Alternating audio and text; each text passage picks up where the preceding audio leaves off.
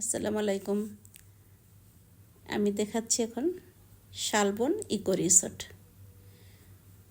14ই November আমরা গিয়েছিলাম এখানে।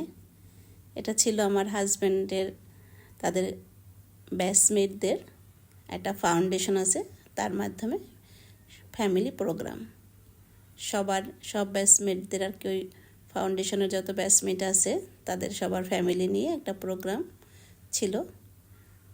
ছোটোখাটো একটা রিসোর্ট, খারাপ না একদম, আবার খুব বড়ও না। ঢোকার পরে ডান সাইডে একটা এরকম বড় মাঠ, এর এক কোণায় আমাদের স্টেজ সাজানো হয়েছিল, আর বাম সাইডে একটা বিল্ডিং দেখালাম আমি, ওটা তাদের রেস্টুরেন্ট, যেখানে লাঞ্চ ডিনারের ব্যবস্থা থাকে। এই যে পথটা, এটা দিয়ে হাঁটতে হাঁটতে সামনে গেলে একটা সুইমিং পুল আছে। ছোটোখাটো প্রোগ্রামের জন্য এ ধরনের ছোটোখাটো রিসোর্টগুলো ভালোই অ্যারেঞ্জমেন্ট করে।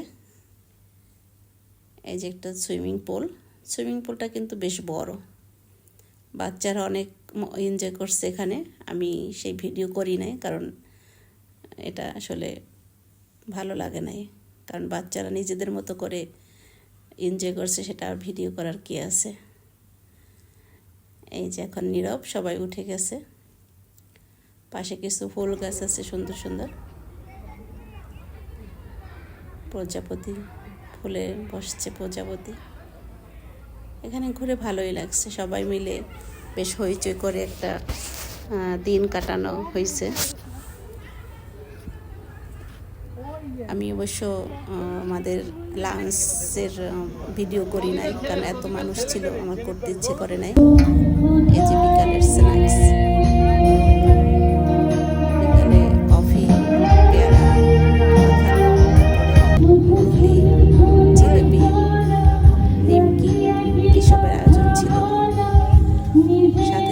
সাংস্কৃতিক অনুষ্ঠান, র্যাফেল ড্র,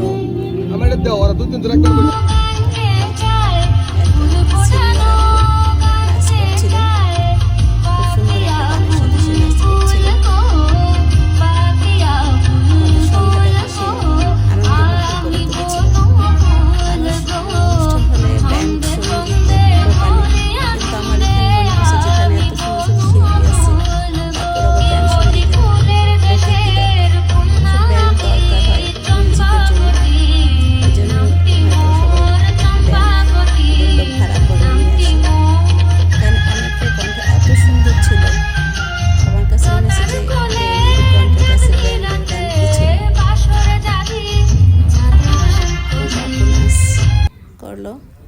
এরপরে আবার আরেক আপু গান গাইলো, অনেকে গান গাইছে, আসলে সবার এত ভিডিও করা সম্ভব না, এই জন্য সবারটা করাও হয় নাই।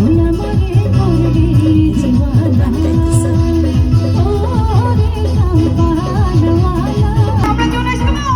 এরপরে যে ব্যান্ড ভাড়া করে আনা হয়েছিল সে গান গাচ্ছে, সাথে বাচ্চারা নাচ করতেছে, ওরাও নাচছে, তাদেরও নাচ দিচ্ছে করছে, বয়সে জোয়ান হয়ে গেছে। সারাটা দিন আমাদের সন্ধ্যার পরের এই আয়োজন সাথে দেখা হয়েছে।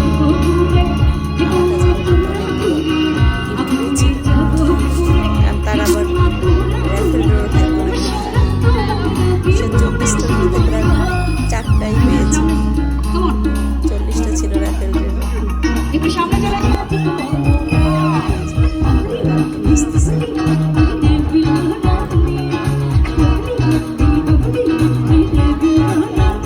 সবাই ভালো থাকবেন। কেমন হলো আমার আজকের ভিডিওটা? এখানে কিন্তু থাকার জায়গাও আছে, আমি সেই কটেজগুলো আসলে তুলি নাই।